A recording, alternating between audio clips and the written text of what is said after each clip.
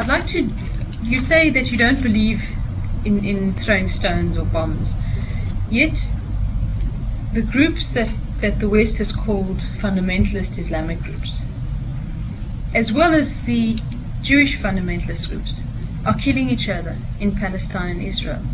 They are bombing people, they are killing innocent people. True. And on page 72 of your book, you say, the gun is not the answer. Put down your sword, all they that take up the sword will perish by the sword. And yet, further on in your book, you're saying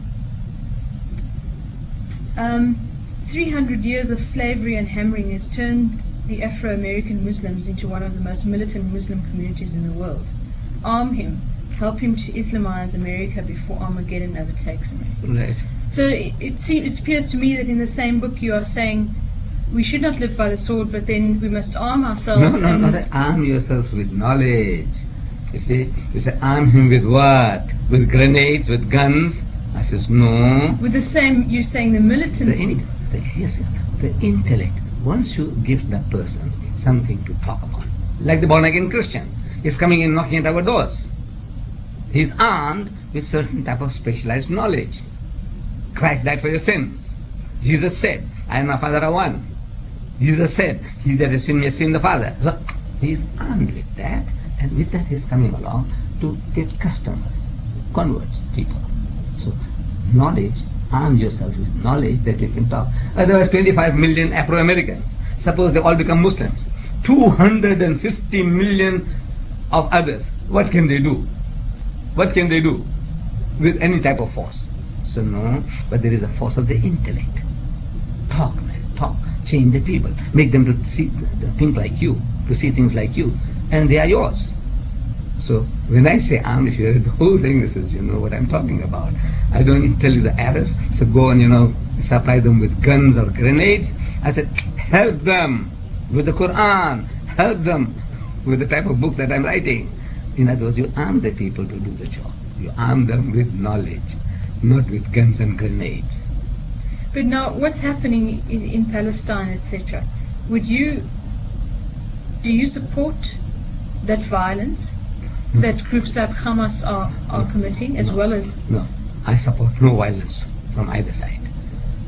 I have been telling, now if you read the book, this book of mine, you see that I'm saying, I said, we must have a dialogue with the Jew. Talk to him, man, talk to him.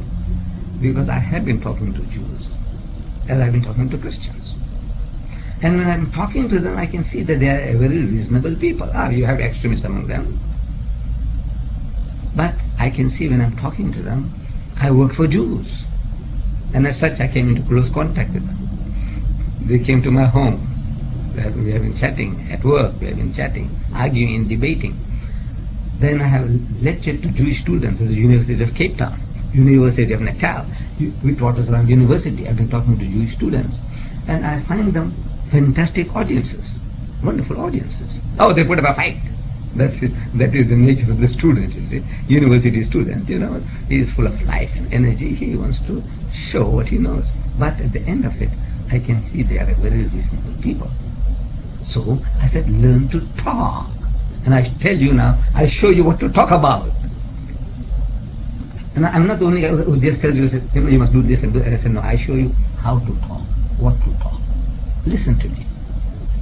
Says I have some over 80 different videotapes on religious topics, including is Israel set up for destruction, or Arabs and Israel, conflict or conciliation. No? All these things are there. This is the way of showing people how you can arm yourself with knowledge that you can share and make the people to think like you. See your point of view. Yeah.